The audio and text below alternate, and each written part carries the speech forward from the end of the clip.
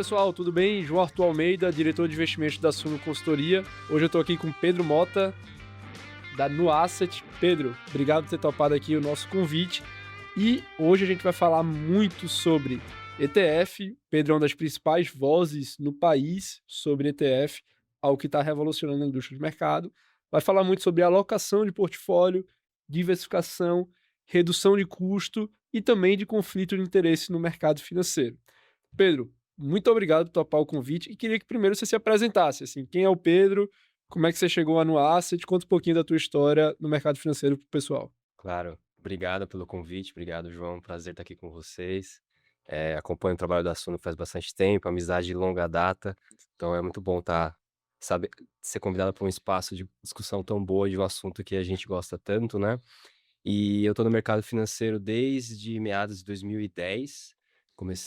Já trabalhei em diversos bancos, desde o Bradesco, Santander, sempre em asset management, sempre em gestão de recursos. E depois eu decidi fazer uma migração de carreira, de sair de bancos tradicionais para ir para uma fintech, para Uhum. uma fintech chamada Verius, que era uma gestora de recursos, mas que usava bastante tecnologia para fazer gestão de recursos. E isso em meados de 2016, 17. E acho que é interessante para o nosso papo, porque em 2016, 17, é, com a existência da Verius, fazendo gestão de recursos com ETFs e Uhum. Tesouro Direto, né? Então, desde aquela época, já envolvido nisso, a gente decidiu fazer a venda da empresa para a Easy Invest, que depois foi adquirida pelo Nubank, e foi a oportunidade que eu tive de iniciar a gestora do Nubank junto com o Andrés Kikuchi, que é o head da área, e a gente está lá desde o começo, já são 5 anos de Nuasset, que é a gestora do banco, e a gente vem aí nessa jornada da gestora, começando, né, uma gestora dentro de um banco digital, dentro de um banco que tem mais de 100 milhões de clientes. Muitas das nossas discussões é que tipos de produtos e que tipo de soluções a gente precisa lançar para os clientes, e rapidamente a gente chegou em ETFs, que é uma solução muito escalável, muito transparente, e aqui estamos aí com a gestora já há mais de 5 anos, com algumas soluções aí ao mercado. Boa, excelente. E assim, pô, a Verius era um negócio assim super legal, né? Eu lembro de meu começo no mercado financeiro, pesquisando, É, vendo muito sobre advisor, eu vi aquilo ali, pô, um roubo advisor, esse negócio assim muito é, legal. Então, sim. interessante que assim, deu continuidade a essa tecnologia, pegou isso, levou para Isinvest e Uhum. agora para o Nubank, né? E assim, eu te conheço muito e o mercado inteiro acho que te conhece por ETF, assim, uma bandeira que você carrega com muito orgulho e que, assim, eu compartilho desse valor porque eu acho que tem muito a ver com a melhora da alocação de capital no país, assim, uma melhor, realmente, investimento para as pessoas, né? Então, Uhum. saindo de produtos comissionados, conflitados e indo para ETF. Mas eu queria, assim, que tu explicasse para quem está em casa o que é o ETF e por que, assim, você realmente resolveu levantar essa bandeira e carregar isso tão forte, assim. Por que que você acha que isso vai mudar o mercado? Legal. Acho que essa é uma excelente pergunta para a gente começar. E eu gosto sempre de pensar que o ETF ele é uma solução de infraestrutura de mercado. E acho que isso é uma coisa muito específica, porque no final do dia o ETF você pode ter acesso ao S&P 500, ao Ibovespa, ou um título da dívida pública brasileira, de diversas formas. Você pode ir lá no Tesouro Direto e comprar um título da dívida pública. Você pode comprar um fundo que segue o S&P 500. Você pode comprar o Bitcoin dentro da blockchain. Esses ativos eles estão aí disponíveis em diversos lugares. O ETF, no final, ele é um veículo, né? Ele é um chassi que você coloca esse ativo dentro, né? Coloca esses ativos, essas estratégias dentro. E a beleza dele é que esse veículo é muito eficiente, ele é como se fosse o asfalto do mercado em que os ativos passam por cima, e ele é muito simples e eficaz para você conseguir transicionar esses ativos, né? E acho que no Brasil, né, a gente vai falar ainda bastante sobre isso, é um mercado que está crescendo muito, mas ainda é pequeno. Mas quando você olha lá fora, olha o mercado americano, e não só o americano, o europeu, o mercado japonês, o mercado canadense, de ETFs, eles são muito grandes, eles Uhum. cresceram muito nos últimos anos por conta dessa solução de infraestrutura, né? Que as pessoas começaram a entender que você conseguir acessar esses mercados, um mercado de bonds, um mercado de cripto, um mercado de ações. Então, o S&P 500 que tem 500 ações. Eu vou comprar as 500 ações? Não necessariamente, eu posso comprar um ETF que tem essas 500 ações, ou um ETF global que tem mais de 10 mil ações e está dentro daquela estrutura, né? Então, eu acho que isso que é o grande valor dessa infraestrutura de mercado e que, no final do dia, o investidor, as pessoas que estão escutando, não necessariamente precisam entender no mínimo do detalhe o que é essa infraestrutura, mas para a gente que está por detrás da mecânica, da engrenagem do mercado, quando você olha essa engrenagem, você entende, fala, cara, isso aqui tem muito valor operacionalmente e é muito eficiente nesse sentido, né? E é interessante pensar, nos últimos 10, 15 anos, a gente teve um crescimento de tecnologia no mundo muito grande. Redes sociais, cloud computing, computação em nuvem. Foram grandes inovações que a gente viu na pele, assim, essas inovações tecnológicas. O ETF também foi uma inovação tecnológica, só que dentro do contexto de infraestrutura do mercado financeiro, né? E acho que a cereja do bolo disso tudo é porque, no final, ele é melhor para o cliente. E eu acho que isso, numa ótica nossa, né, que está sempre pensando do que, no final, é melhor para o cliente, melhor para a construção de patrimônio, melhor, né, em termos de transparência e poder para o cliente, porque, no final, pensa que um ETF, hoje, qualquer pessoa consegue escolher o ETF que tem desejo de investir, ela consegue abrir o site desse ETF na internet e descobrir a carteira dele hoje, nesse momento. Então, é a máxima transparência possível nesse aspecto. Então, é muito poder para o cliente nesse sentido. E para o alocador, né, pensando como alocador, é o melhor controle de risco possível. Porque você tem o acesso à carteira do fundo, né? Tem acesso à carteira ali, ao look-through, né? A exposição direta, quase que online, 100% do tempo, porque você tem um índice por detrás, que eu acho que é uma coisa que depois a gente pode falar, porque essa relação entre ETF e índice, ela é muito importante, né? Isso. Agora sim, você falou um ponto muito importante, que eu concordo, que é melhor para o cliente, né? Que eu acho que é por isso que cresceu tanto.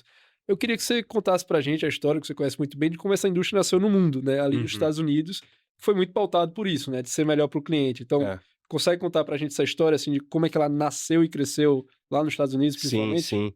Ela nasceu na meados da década de 70, 80, lá nos Estados Unidos, e é muito interessante, né? Como você olha na literatura, tem alguns livros sobre isso, o livro Trillions, que é muito bom, né? Não tem nem tradução para português, tá em inglês. Naquela época, que acho que é muito parecido até com o que a gente vive no Brasil hoje, você tinha uma cultura de gestão ativa muito grande nos Estados Unidos, né? De tentar selecionar ali os melhores ativos e, né, acertar o momento. E e lá você tinha um problema de base de dados, não existia base de dados. Então, ninguém sabia ao certo qual era o retorno médio das ações no mercado americano. E aí, alguns professores na Universidade de Chicago começaram a montar essas bases de dados para conseguir criar os primeiros índices de referência que seriam ali como se fosse o Ibovespa ou o S&P 500 do mercado americano, né? E aí você conseguiu criar essas bases de dados, criar os índices, e aí nasceu os primeiros fundos de índice, não foram nem os ETFs, que é a mesma estrutura, só que dentro de uma casca de fundo que seguia esses índices para ter essa gestão indexada, né? Que também acho que é um assunto que vale a pena depois a gente falar aqui. Perfeito. E aí esses fundos de índices cresceram e aí em algum momento alguém teve uma ideia de falar, poxa, mas se eu tenho esse fundo de índice que compra essas 500 ações, por que não fazer esse fundo listado em bolsa, né? Fazer essa mesma estrutura de fundo, só que listado em bolsa. E aí você tem toda, né, essa questão operacional de criar essa dinâmica que a gente chama de criação e destruição de cotas, porque quando você faz um aporte num fundo, né, hoje em dia, você faz um aporte no fundo, você manda R$5.000 lá na conta do fundo, o fundo recebe esse dinheiro e compra os ativos. Perfeito. O ETF, quando o cliente vai comprar o ETF, ele compra as cotas do ETF, Sim. que parece diferente, parece a mesma coisa, mas é bem diferente porque você está comprando de fato a cota do ETF. Isso. Então teve que acontecer todo esse desenvolvimento de infraestrutura no mercado. E aí foi a State Street, que foi a primeira gestora a criar o primeiro ETF, que é o SPDR, né, o SPDR. E é interessante que esse ETF, ele tem prazo de vencimento. Ah, é? Ele é um Não sabia ETF, dessa. ele é um ETF, mas a estrutura que encontraram para lançar é um trust. E ele vence, acho que em 2050. Caramba. Então ele vai acabar. Entendi. Porque foi a forma que encontraram naquele momento. E aí foi a State Street que lançou esse primeiro produto. E aí tem acho que um detalhe bem específico do mercado americano, que um fundo lá nos Estados Unidos, quando um fundo compra uma ação e ele tem ganho de capital nessa ação, se ele vende essa ação, dentro da carteira do fundo, recolhe imposto de renda. Diferente do Brasil. Diferente do Brasil. E aí o ETF não. O ETF não. O ETF lá fora, se ele carrega ações da Apple e vende ações da Apple, ele não recolhe imposto de renda nisso. Então ele difere muito imposto. Legal. Essa é a grande diferença. Só que qual que é a contrapartida do ETF lá fora? Ele precisa pagar em dividendo todo mês. Sim. Então, acho que todos os ETFs lá fora, salvo engano, são, nos Estados Unidos, no caso, né? São o que a gente chama de price return. Eles pagam dividendos todo mês. Sim. E aí você deveria pegar esse dividendo e reinvestir, né? Perfeito. E aí tem algumas outras classes de ETFs irlandeses que não pagam. Tem algumas, né, que são os UCITS, que estão crescendo bastante agora até no mercado brasileiro. Sim.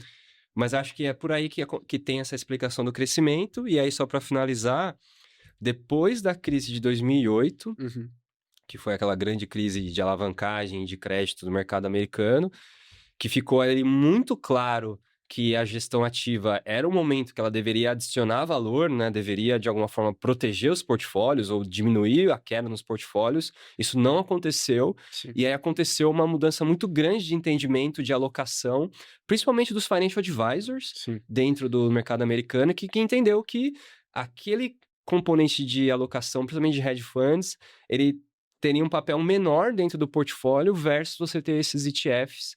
E aí acho que aconteceu essa grande migração, seja na pessoa física, mas também no institucional, né? Então, e aí você vê essa aceleração muito grande de crescimento acontecendo. O mercado lá é mais pessoa física ou mais institucional de ETF ou é meio a meio? Eu acho que lá se você pegar, ele é mais pessoa física em termos de quantidade, mas em termos de volume, acho que é mais meio a meio mesmo, assim. Perfeito, perfeito. E assim, saindo dos Estados Unidos, Brasil, né? Essa indústria existe há algum tempo no Brasil.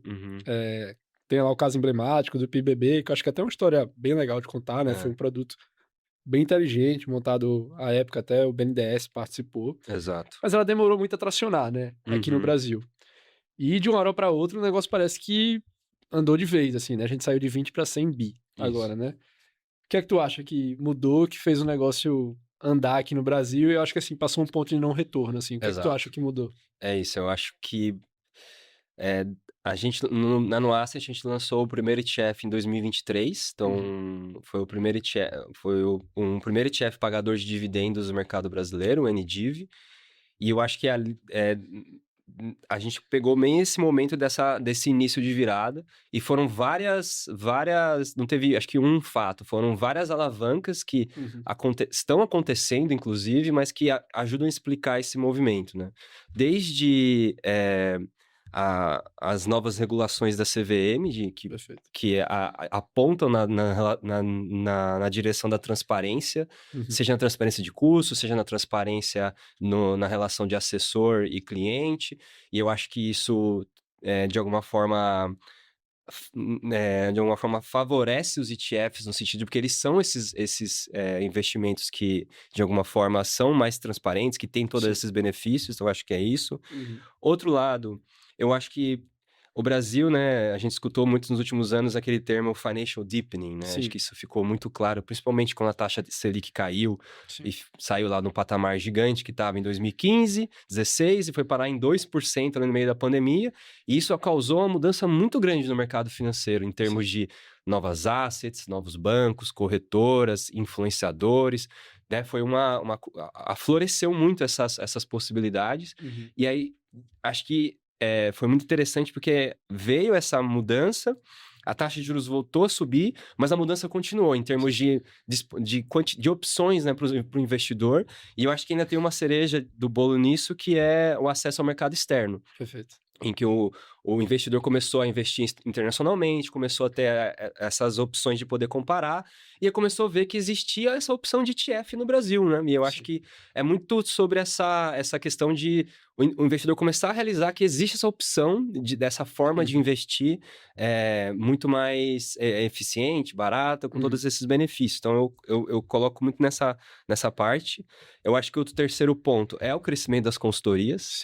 Eu acho que o crescimento das consultorias, né, como uma outra forma de atender o cliente, não só via comissão, mas via fee-based, né? Que acho que tem todas as suas vantagens e tem as suas características. Naturalmente, o consultor que é fee-based, eu acredito que ele tem ali, né?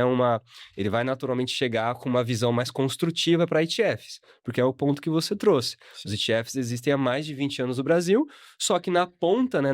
Na hora de oferecer para o cliente, às vezes o assessor, ou o gerente, ou a própria instituição, não tinha ali né, todos os interesses alinhados para poder passar essa recomendação, Sim. porque não existia um ecossistema e um modelo de negócio em cima do ETF. Eu acho que era um pouco disso, né? Você não tinha desenvolvido ainda modelos de negócios em cima de uma estrutura de ETFs. Agora a gente está vendo, sejam as assets, no nosso caso, sejam as consultorias, no caso aí da Suno, inclusive. Então, eu acho que isso tudo foi colaborando. E aí, o último ponto que eu acho que é a parte de ETFs de renda fixa. Sim. Que eu acho que é algo que a gente pode também conversar aqui, que é interessante, né? Como o ETF de renda fixa, ele existe há um tempo já, Sim. desde 2016, 2017. Qual foi o primeiro aqui no Brasil? Foi o de IMAB, né? IMAB. Foi de IMAB. Teve ali o de IMAB e de pré-fixado. Sim. Acho que teve um de pré-fixado que foi lançado alguns meses antes, mas o IMAB começou oficialmente ali com a ajuda do Banco Mundial, né? O Banco Mundial patrocinou essa Sério? iniciativa no Brasil. Eu sabia que o Banco Mundial... Foi o Banco Mundial junto com o Itaú, Uhum. que iniciaram ali toda... E foi um programa de governo mesmo para conseguir entregar a carteira de NTNBs e iniciar esse primeiro ETF, né? Pô, que legal. Que o PIBB foi uma história parecida, né? Que foi de ações do BNDES. Exatamente. Né? Teve que ter esse fomento, porque se você for até nos papers do Banco Mundial, o ETF é visto como uma ferramenta de democratização ao acesso do mercado financeiro, né? Sim. Então, para ele, existe essa visão, né? Sim. Então, é curioso que esses ETFs de renda fixa já existiam, só que muito recentemente que começou a entrar muito no radar dos investidores pessoa física e do mercado, como sim um veículo de eficiência tributária, de eficiência fiscal, de liquidez, com todas as características que a gente sabe que existe, e que de alguma forma estavam ali, e que o investidor acha que talvez agora por questões de reforma fiscal que aconteceu Sim. recentemente, teve também o fim dos fundos exclusivos, Sim. fundos fechados exclusivos, né? Que também ali mudou um pouco do panorama. Talvez a marcação a mercado também, né? A marcação ao mercado. Que as corretoras começaram a marcar mais a mercado. Já que tem marcação a mercado, eu vou pro ETF, que é mais eficiente, né? Antes Exato. o pessoal ficava lá na curva e achava que estava tudo tranquilo. Né? Exato. E aí começou a entender que ele era um veículo, e acho que agora tem esse fluxo grande de crescimento para esses produtos e, enfim, como você falou, acho que é uma tendência sem volta aí. Eu acho que assim, minha percepção de mercado, mais na ótica de consultoria. Uhum. Eu acho que modelos de distribuição conflitados, nos últimos anos, em especial no Brasil, forçaram muito a barra, né? Uhum. O que teve de distribuição de produto ruim como COI, de CDB de banco ruim, ficou muito evidente para o investidor que, de alguma forma, ele estava pagando por aquele serviço. E aí ele fez, já que eu estou pagando, eu vou procurar um serviço de qualidade, né? E aí teve essa transição para consultorias que está crescendo absurdamente no Brasil. A Suno entre elas, mas assim, não é um movimento só da Suno, é um movimento de mercado, né? Estrutural, isso. Como aconteceu lá nos Estados Unidos. E é natural que essa massa aloque muito em ETFs, né? Então, para mim é muito claro que é um ponto de vista de não retorno. Eu acho que a gente tá só começando. Se você parar para pensar, pô, eu não sei se você sabe de cabeça, assim, qual o tamanho, grandes números da indústria de multimercado no Brasil, assim. Acho que já foi trilhão, agora talvez um pouco a menos de trilhão. E vamos falar que é 800 bilhões. Cara, talvez devesse existir, né?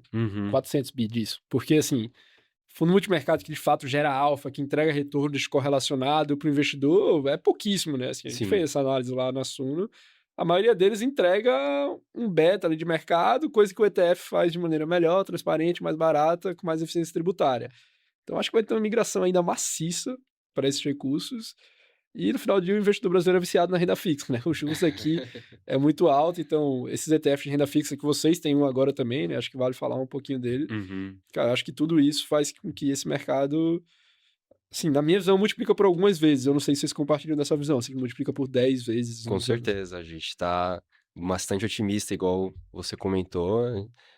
Acho que o caminho do trilhão tá pavimentado. Sim. Trilhão de reais em ETFs, hoje são 100 bi. Perfeito. Se você pensar que a indústria de fundos no Brasil tem 10 trilhões de reais, e a gente tem 100 bi em ETFs, eu acho que existe esse processo de migração, ele vai acontecer, e as coisas no Brasil, elas são lentamente, então de repente, né?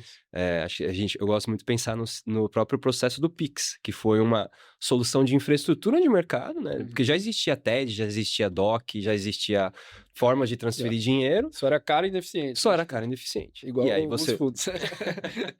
e aí você trouxe uma nova forma de fazer transferência e isso teve uma taxa de adoção muito rápida. Eu acho que o ETF é exatamente isso. E aí, no caso do modelo de Fee-Based, né, eu penso muito no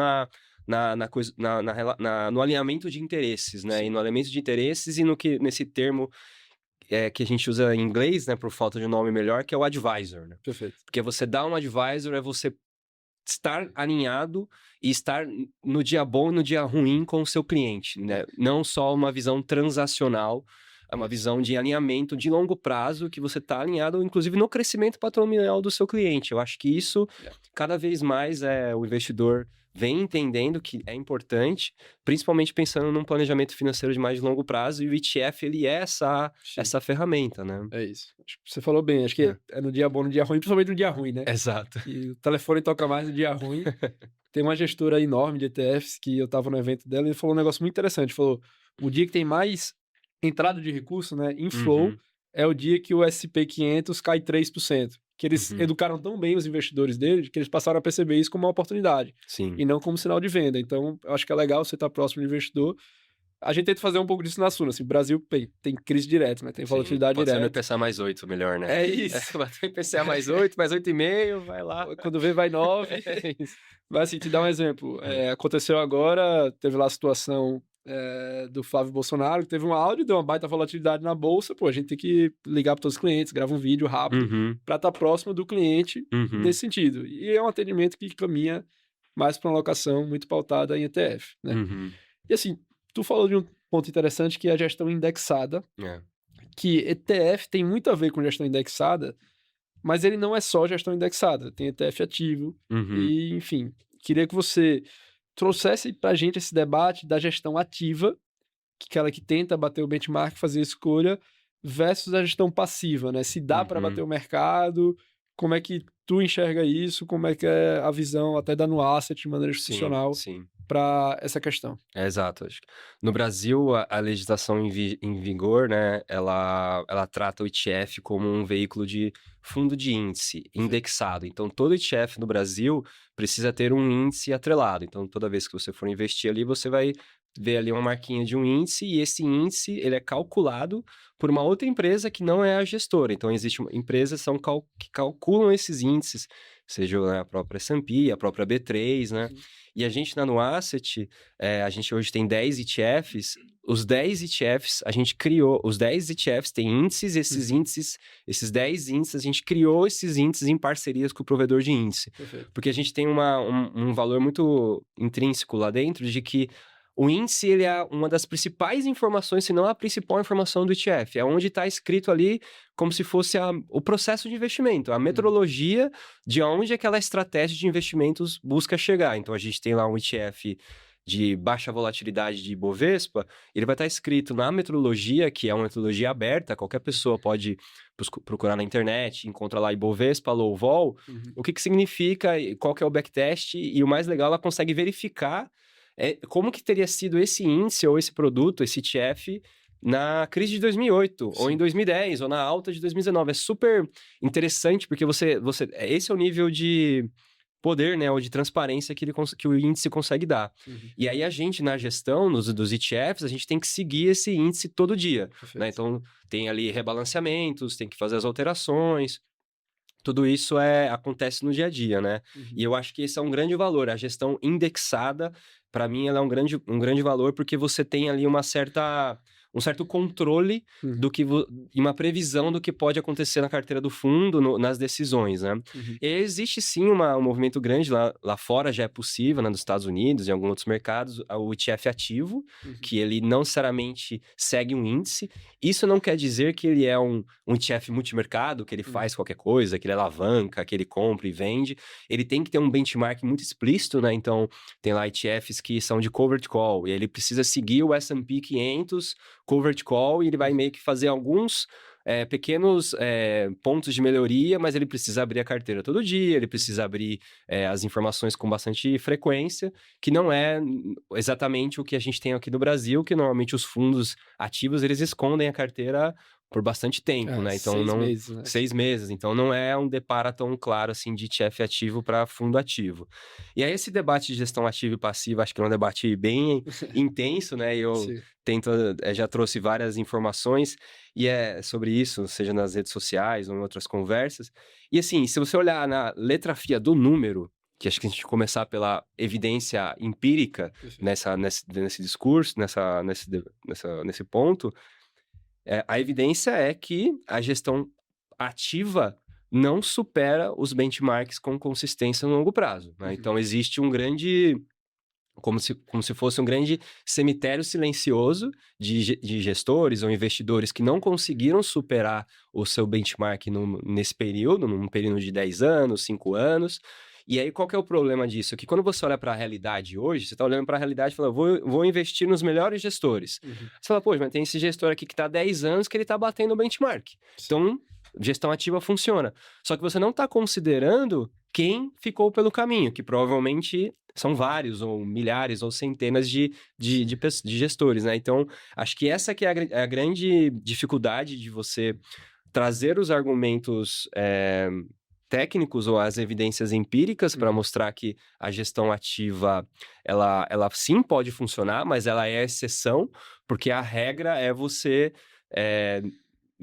tem o alfa esperado, ele é zero, né? Ou ele é negativo quando você coloca os custos, né? A teoria mostra muito isso, de que o retorno esperado de qualquer ativo, né?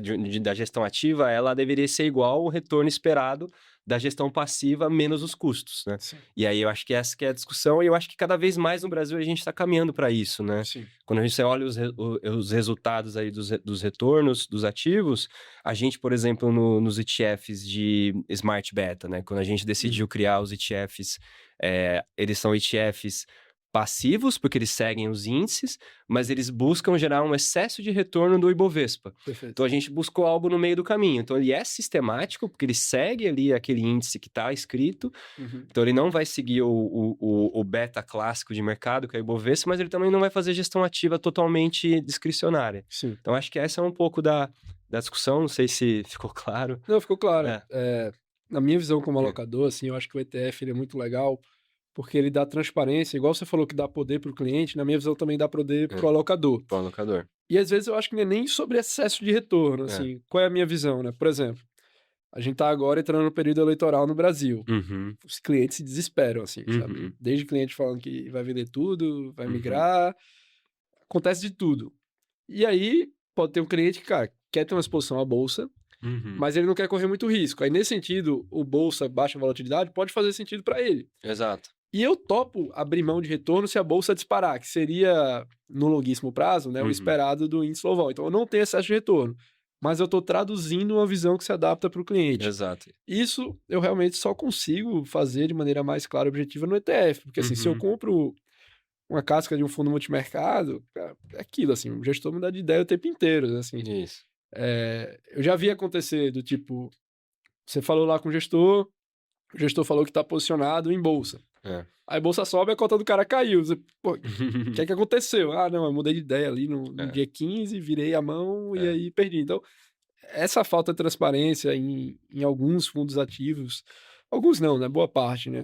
Abertos, eu acho que atrapalha, e no ETF, eu acho que resolve isso. E porque no final o grande desafio é conseguir que seu cliente continue a ficar investido, né? É isso. É um porque desafio imenso. esse é o desafio, porque no final, se dentro do plano dele é esperado que ele tenha uma parcela de bolsa brasileira, Sim. e para ele alcançar o plano dele, ele precisa daquela parcela, talvez o LVOL 11 seria, né, uma opção interessante. E assim, o legal é que, novamente, no ETF eu traduzo qualquer visão, porque assim, são poucos, né? A maioria dos meus clientes estão mais assustados com eleição, o que pode acontecer.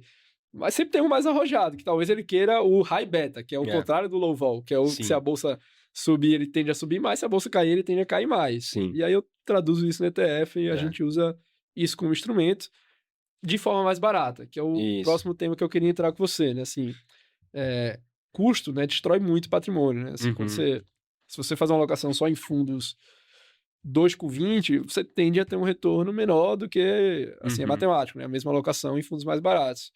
E o ETF, eu acho que ele vem para entregar isso também, né? Assim, um custo menor, perfeito? Exato. Eu acho que essa cabeça é muito boa, porque normalmente quando o investidor está buscando investir no mercado, pô, eu preciso melhorar meus investimentos, buscando opções, é muito natural a pessoa cair numa visão de, quero buscar o que rende mais, ou quero buscar os melhores investimentos.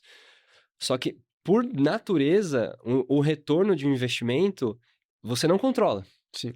Agora, o custo, você controla. Você consegue escolher um ETF, ou um fundo, ou um tesouro direto, qualquer outra opção.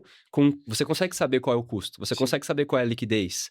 Você consegue saber qual é o nível de risco. Então, essas alavancas, elas são muito importantes na hora da decisão de um planejamento financeiro, né? Quais são as partes que você controla? Nível de risco, liquidez e custo.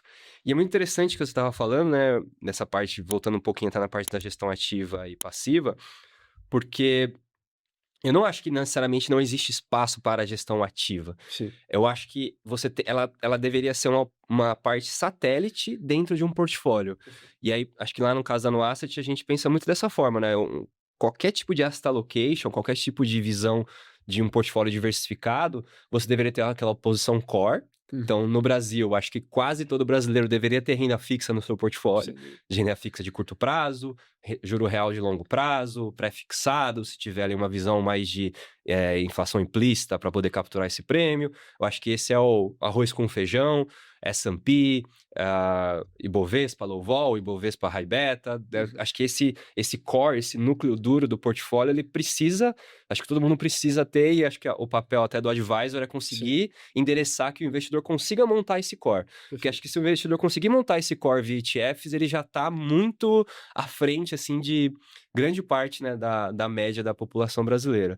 E aí você pode realmente trazer, né, se fizer sentido, essas alocações mais satélites que podem vir a complementar, aí pensando muito com cabeça de fatores de riscos que você não consegue acessar, né? Sim. A gente lá na Asset, a gente investe num fundo que é de merge arbitragem de M&As globais, e que é uma coisa quase que artesanal, né, de investimentos, e que ele vai complementar até, por exemplo, nos cenários agora que a gente está vivendo de bastante estresse, esse tipo de estratégia performa super bem, porque ela é totalmente descorrelacionada. Sim. Então, eu acredito muito nisso, sabe? De você ter essa visão core para esses betas que são replicáveis via ETFs, e aí você tem que realmente olhar uma visão de custo, de liquidez muito barata, e aí pensando numa sofisticação, até num investidor que tem um patrimônio maior, que vai poder acessar esses investidores aí com esses fundos ou as gestores mais sofisticados, você consegue liberar espaço, mas de uma forma satelital, né? Uma forma complementar. E aí você tem esse planejamento. Eu acho que o risco como a gente falou, você tombar tudo para esse lado aqui, para mais de 50%, 70% do portfólio ser gestão ativa, com essas estratégias muito específicas, e que isso às vezes não combina com o seu plano de investimento, que é um plano de investimento que você precisa desse core, desses fatores de risco que o ETF consegue te entregar, sabe? Eu enxergo bem assim também, assim, o bolo e a cereja do bolo, você não pode confundir, né? Exato. A gente tem muito essa visão lá. Vou te dar um exemplo, assim, onde é que a gente aplica muito gestão ativa, tem aplicado agora. A gente tem feito muito special seats em fundo imobiliário. É quase merge arbitrage que você falou, tem alguns fundos imobiliários que a gente faz a liquidação, assim. A gente vê que o fundo está muito abaixo do valor patrimonial, a gente, né, como investidor um pouco mais ativista, às vezes a gente compra controle e manda o gestor liquidar o fundo, então eu estou arbitrando o valor de mercado e o valor patrimonial. Isso, pelo menos por enquanto, é difícil você colocar no ETF. Então a gente acaba alocando ali um pequeno percentual do patrimônio dos clientes para gerar o alfa. Mas isso é a cereja do bolo, isso não é um bolo, né? Você tem que ter muito claro isso para não confundir. Porque é isso, assim, no geral você tem que ter um custo baixo. Acho que são dois principais pontos do investidor, é custo e comportamento, né? Exato. Para mim, assim, tem uma análise lá da Vanguard, que é uma empresa que eu gosto, que ele dá meio que um manual do Vanguard Advisor Alpha, que é um manual que eu sempre passo aqui para os consultores da Suno seguirem, e ele fala que o que você mais agrega pro cara, né, pro nosso cliente, é fazer o comportamento dele ser correto, não deixar ele fazer besteira, não deixar ele desinvestir num momento ruim, não deixar, às vezes, quando a bolsa está subindo pra caramba, ele querer alocar mais, né? Então, Uhum. esse comportamento, para mim, é crucial, assim. Você enxerga isso também, que o Enxergo comportamento é, bastante. é mais importante até do que a técnica para o investidor? Com certeza, com certeza. Eu acho que hoje em dia, com até a inteligência artificial, internet, o acesso a essa informação, ela tá muito mais fácil, né? Você consegue calcular todos os melhores investimentos, comparar, consegue ter todo esse ferramental ao seu favor, seja Uhum. o investidor individualmente com a pessoa física, ou seja na relação com o consultor, o Uhum. assessor. Mas isso é a página um, porque a página 2 e 3 é o dia a dia no mercado e você conseguir realmente ter esse comportamento e seguir esse plano, né. E Perfeito. eu acho que, né, tem o Advisors Alpha, que é muito legal, Sim. porque tem todos aqueles princípios, e o mais legal de todos os Advisors Alpha é que eles fazem as pesquisas, né. Sim. Eles pesquisam, eles fazem lá as pesquisas, acho que há mais de 10 anos, para medir o efeito do advisor na relação com o cliente. Sim. E eles conseguem mostrar que, na verdade, onde o advisor mais agrega é o alfa, né? O alfa do Uhum. assessor não é um alfa financeiro É. de bater no É, mercado. não é o Warren Buffett, Não né? é o Warren Buffett, é o alfa de ele continuar investido, de Uhum. não fazer um panic sell, né? Vender na baixa no pior momento. Sim.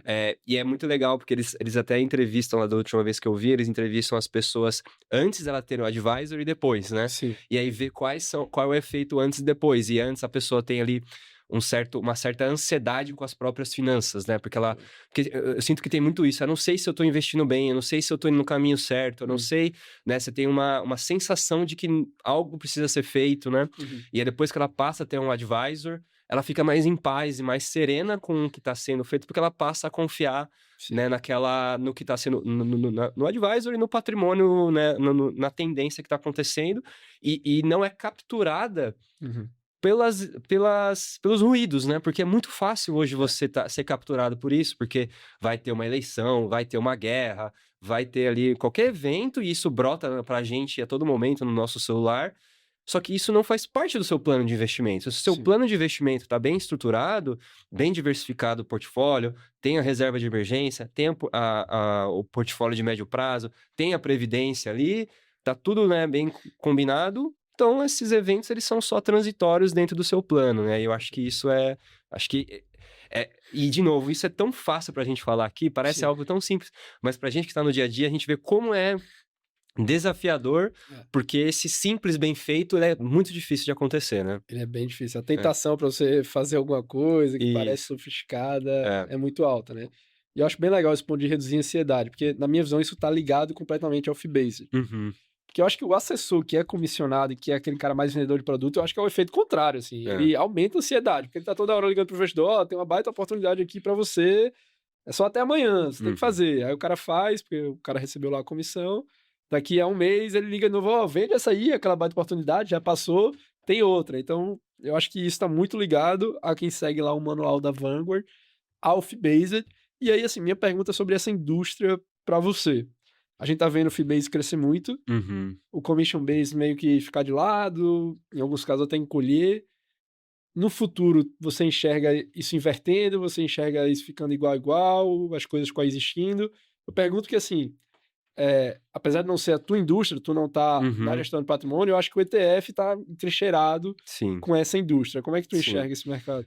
Eu acho que é difícil cravar qual vai ser maior ou menor, mas eu sou muito da filosofia de que esses modelos precisam conviver, né? Uhum. E a grande questão é que há pouco tempo atrás só existia um modelo, Sim. né? Não existia, né, essa opção, ela era muito restrita, seja um family office, seja um tipo específico de cliente. Acho que agora a democratização e o acesso, né, que essas consultorias, caso a Suno ou outras, consegue acessar até para o pequeno investidor, um investidor ali com um patrimônio até menor, eu acho que essa é a boa notícia, né? Eu Uhum. acho que isso que veio para ficar e, e no final o investidor ele vai ter esse poder de escolha do que faz sentido para ele, né? No sentido Uhum. de qual é o modelo que ele acredita que faz sentido. E eu acho que olhando para frente, o mercado vai mudar tanto ainda. Pensando até o que a gente está vivendo com inteligência artificial e o acesso a essas informações e as ferramentas, Sim. eu acho que isso vai mudar tanto em termos de ferramental e forma de atendimento, né, para a relação de atendimento. Só que no final do dia, a relação de investimento é uma relação de confiança. É isso. Ela pode ser fee-based, pode ser commission-based, pode ser independente, pode ser um planejador financeiro, pode ter vários nomes, né? Mas é uma relação de confiança, é uma relação ali que parte de um princípio de responsabilidade fiduciária com o patrimônio da pessoa. E eu acho que isso, no final do dia, ela não vai mudar independente da situação. Eu acho que, obviamente, tem modelos que favorecem mais e outros menos, né? E aí, voltando para o ETF, eu acho que é a mesma coisa. Por muitos anos, no Brasil, a gente viveu um cenário que só existia uma visão de gestão ativa. Então, se o investidor fosse investir em fundos, era uma visão. Sim. Agora, você está tendo a possibilidade de o investidor escolher qual tipo de produto faz sentido para ele. Seja uma visão mais indexada com os ETFs, seja uma visão mais ativa com os fundos, multimercados, equities e tudo mais. E eles vão conviver, né? Eu acho que agora, como está numa crescente muito grande, parece que não, os fundos multimercados vão acabar. Não acho que é isso. Eu acho que eles vão conviver e o próprio mercado vai se ajustar naturalmente ali para poder premiar ou não a melhor solução. Eu tenho uma visão mais assim. Perfeito. E aí, você tocou o ponto também da eficiência tributária do ETF. Pode escorrer para o pessoal lá de casa onde é que está a eficiência tributária do ETF? Com certeza. Acho que vale comentar que, comparativamente, né, um ETF, seja de renda fixa ou renda variável, ele não tem come cotas, né, comparativamente a um fundo, né, porque se você pensar que o ETF também é um fundo, só que listado em bolsa, um fundo no Brasil, principalmente fundo de renda fixa em multimercado, ele tem lá o come cotas, né, o que é um imposto que é cobrado a cada 6 meses, e ele é bastante detrator no longo prazo, né? E naquela linha que a gente falou de coisas que o investidor controla, se ele conseguir controlar a eficiência fiscal do portfólio dele, então no caso aqui, né, um ETF de NTNBs que não tem come cotas, isso acumulado em 5 anos, 10 anos, 20 anos, é uma diferença muito grande, né? Perfeito. Acho que isso e de novo, ele é muito sutil essa diferença, porque o investidor não vê, né? Não vê, né? O come cota principalmente, né? Porque ele não debita financeiramente, ele reduz a cota, né? Ele reduz a cota e o retorno tá ali, mas então, e aí acho que até o papel do advisor, o papel educacional, né, do papel de montar os materiais, acho que isso é uma agenda grande que a gente até lá no Asset vem cada vez mais investindo, então acho que tem isso. Eu acho que tem a questão do IOF, que vale a pena comentar. Sim. Então a gente vem observando aí ETFs de liquidez crescendo bastante. A gente na no Asset tem o NCDI, que é um ETF que investe apenas em LFTs, né, o Tesouro Selic, e também temos um ETF de letras financeiras, que é o NLFA, e o investidor consegue comprar e vender essas cotas, esses ETFs no mercado, e ele não paga IOF naqueles primeiros 30 dias, né? Então, isso para um investidor, seja pessoa física ou até empresas, né, que precisam ali passar o caixa, fazer uma gestão de caixa, tá sendo super interessante ver esse crescimento, porque realmente tem esses casos de uso, né, que realmente resolveu uma dor real dos investidores, que é fazer esse caixa no dia a dia.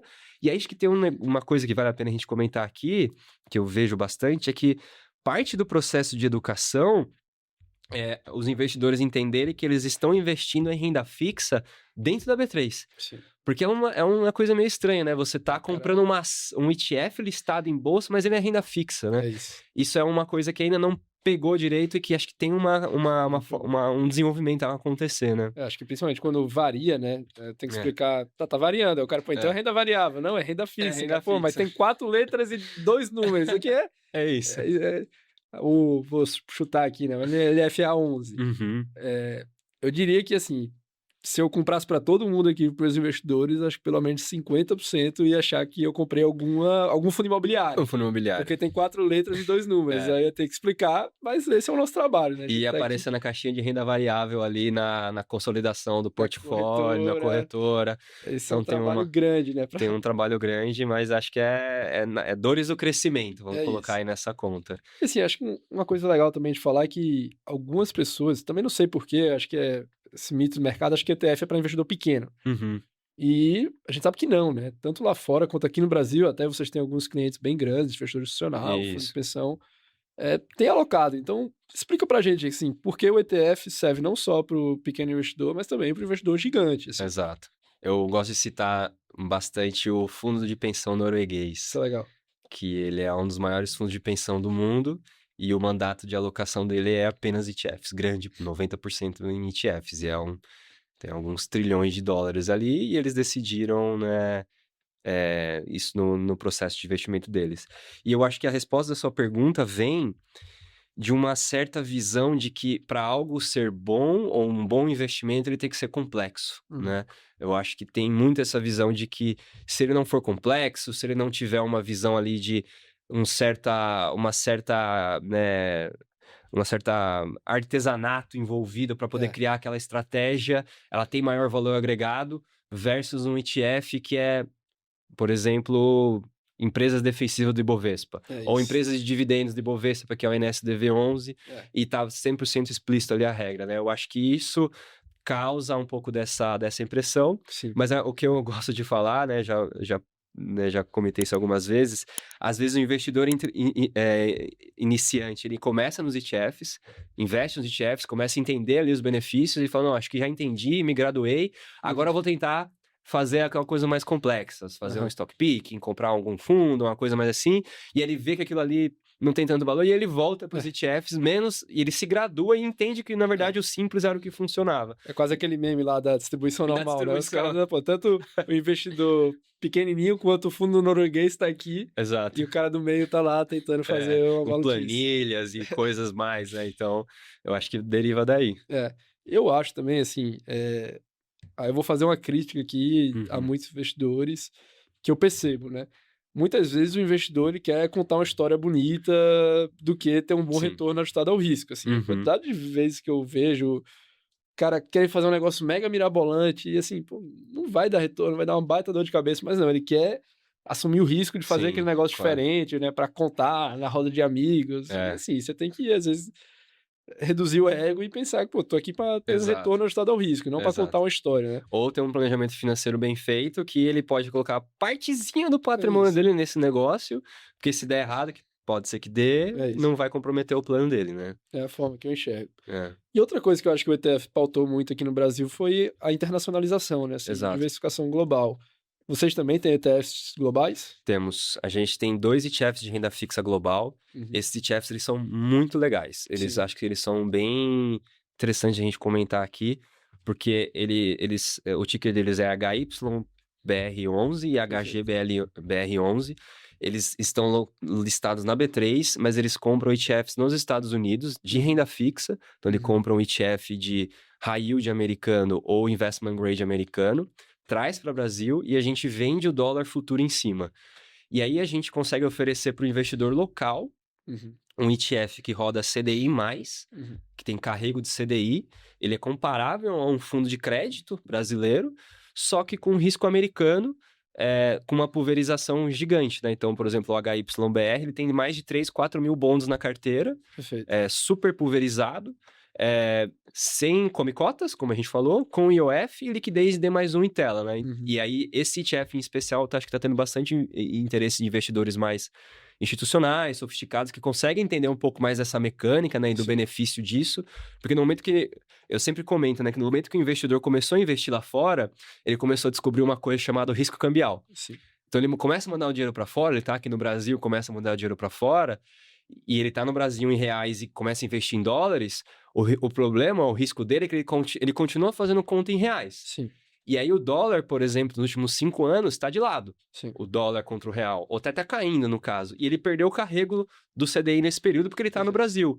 É, Então, fazer o hedge é uma estratégia, nesses últimos 5 anos, foi uma estratégia até bem positiva nesse sentido. sim. E esse ETF entrega essa operação para o cliente final na ponta, Pronto, já. totalmente indexado com um índice, né? Então a gente criou esse índice com a S&P, são 2 índices que simulam a compra do ETF lá fora e o hedge aqui e pega o famoso cupom cambial, que Uhum, ele é muito grande no Brasil, né? O diferencial de juros entre Brasil e Estados Unidos. uhum. Então acho que isso está sendo bem interessante de é, usar os ETFs como um instrumento de inovação no mercado brasileiro, né? Sim. Então conseguir oferecer, né? Já pensou acho que isso é bem interessante. Essa inovação que a gente trouxe para o mercado ela foi bem grande, Sim. porque isso não era possível antes, né? Para o investidor conseguir mandar o dinheiro para fora, comprar esse ETF e ele vendeu o dólar futuro aqui na B3 e fazer essa operação de rolagem todo mês, né? Sim. Então, eu acho que isso é um exemplo bem legal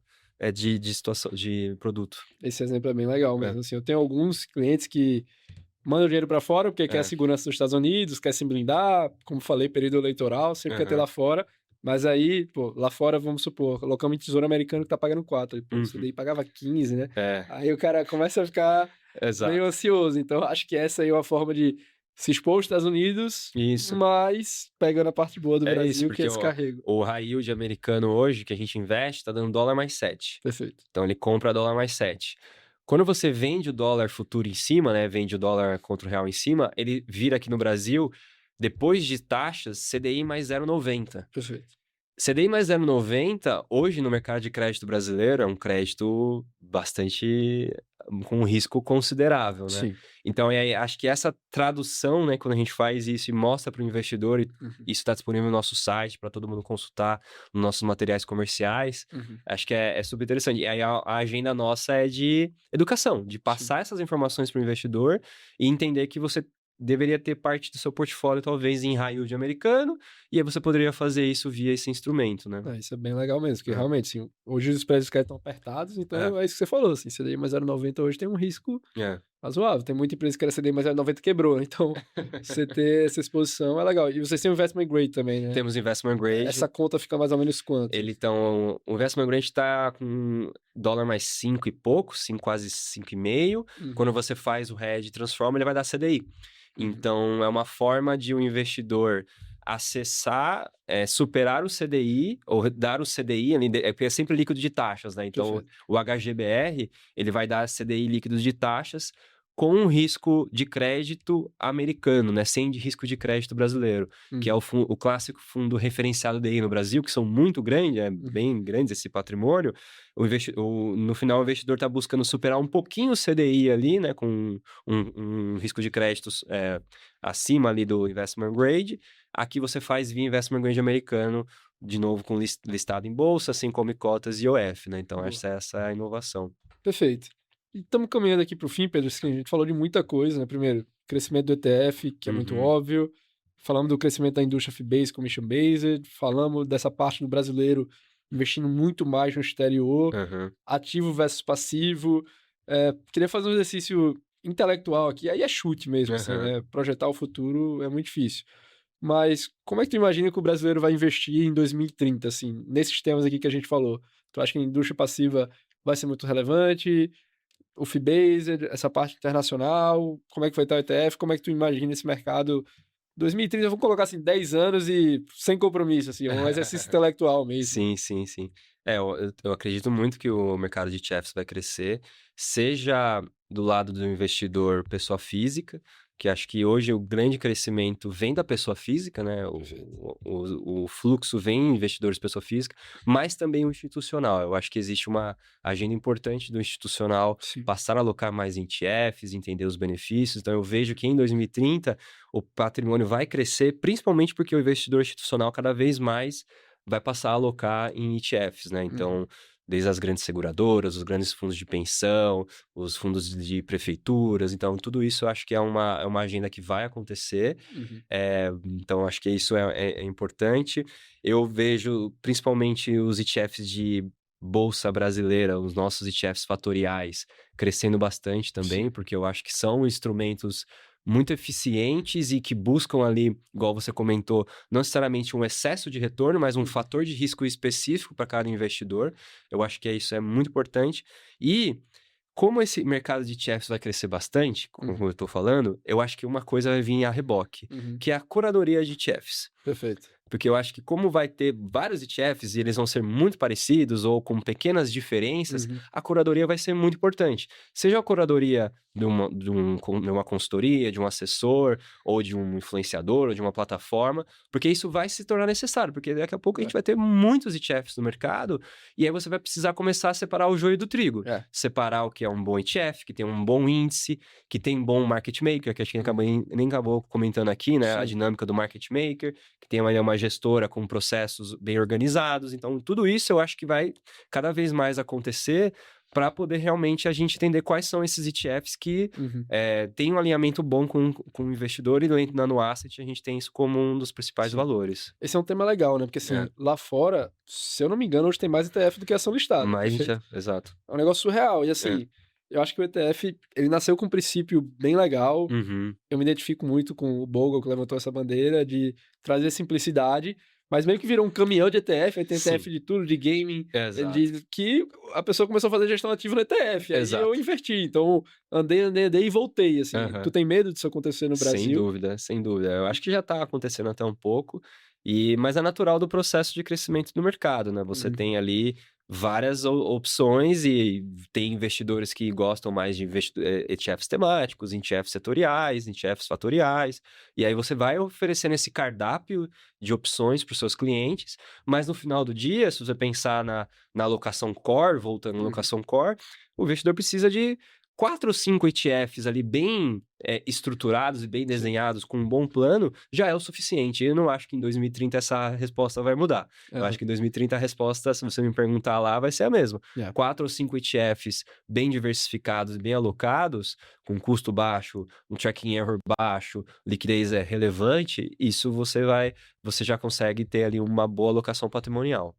Eu também acho, assim, se fosse para fazer uma alocação mega simples, assim, aquele feijão com arroz. Eu acho que se tiver um ETF muito parecido com caixa, algo como o CDI 11, um ETF de juro real, um ETF de bolsa brasileira, um ETF de bolsa internacional e um ETF de crédito. Isso. E obviamente que a composição vai ser diferente para cada investidor. O cara arrojado vai ter muito mais em bolsa, o cara conservador vai ter muito mais em crédito.